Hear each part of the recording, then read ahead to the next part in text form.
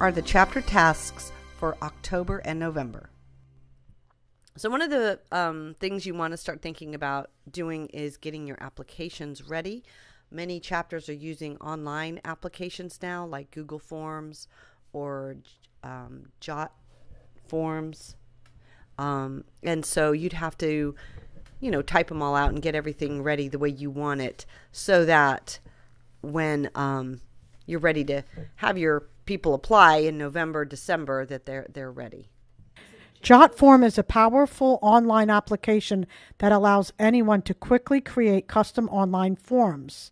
It's intuitive with drag and drop user interfaces, making the form building incredibly simple. And it doesn't require you to write a single line of code. The subscriptions are free for if you're using up to 100 submissions per month. Now, we only wish we could have 100 submissions per month, so we can clearly use this as a form for free.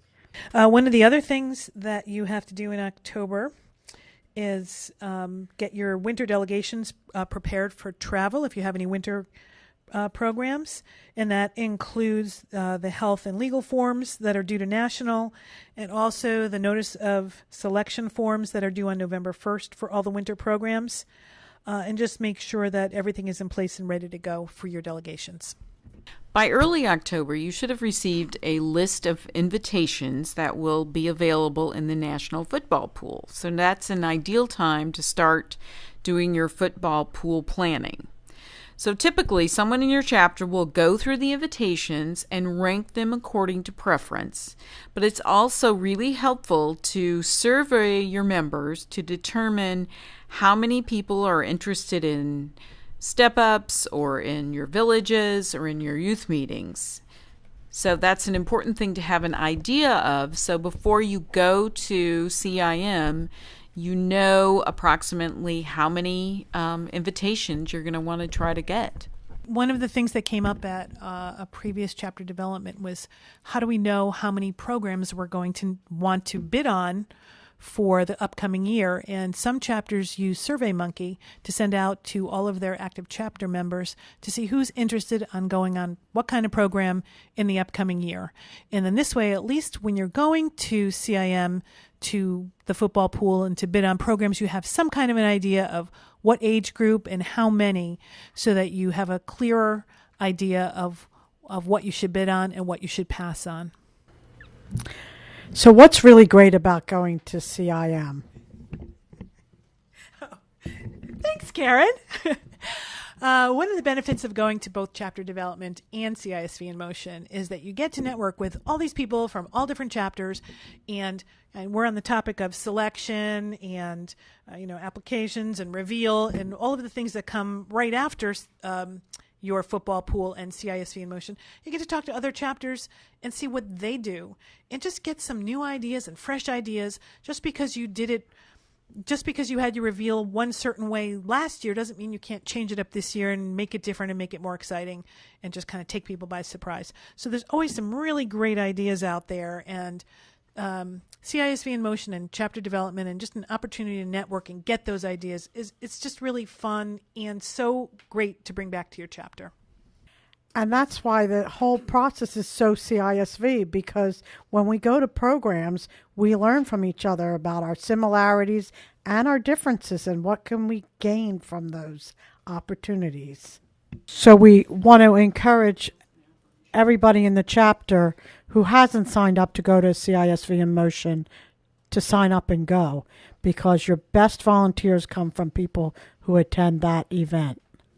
So once you know which programs you've received, that's when your recruiting season really kicks off. Now, there are lots of different ways to recruit. Most chapters use some kind of information night or nights that take place at libraries or at schools. A lot of chapters have a one-on-one recruiting program. In other words, the delegations that have traveled in the past, for the previous summer, for example, you ask each of those families to recruit at least one good family who would be whose kids would be great delegates. And that's an easy way to recruit. Otherwise, we've got people who put in information notices into local papers. One chapter actually has put something on the National Public Radio. So there's a lot of different things. And a recruitment plan, that's a topic for another podcast. How do you keep the energy going when you come back from a CIM? What's next? How do you let everybody in your chapter know all of the wonderful programs that you've just selected? So different chapters have different types of quote-unquote reveals. Some people just come back and let everybody know and get the word out, first come, first serve to apply for the programs.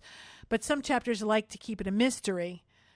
No leaks at all from CIM until the reveal, which is typically a week or 2 weeks after. So that would be the end of October, maybe the first week in November, possibly the latest. What some chapters do is they'll have an after. What has worked the best, I guess, after going to several chapter developments and speaking with different people as to what works for them, is a Sunday afternoon where they provide food and they put together some type of a slideshow talking about where the programs are that are coming up. With applications ready for people who are there, families can invite neighbors, friends, other kids who are friends of the kids who just traveled, so that they're excited. Their friend just came back from Brazil and my child wants to do this too, so invite everybody to go.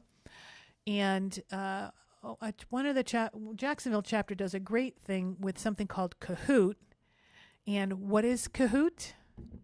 Kahoot is a tool for using technology to administer quizzes, discussions, or surveys. Let me just say, okay. Okay. Oh, wait, hold on a second. We're going to have somebody explain that a little better. Explain it. So Kahoot is a game, and they get to play it with their phone. So it's something that might be worth looking up on the internet. It's an internet-based game, and everybody has a phone.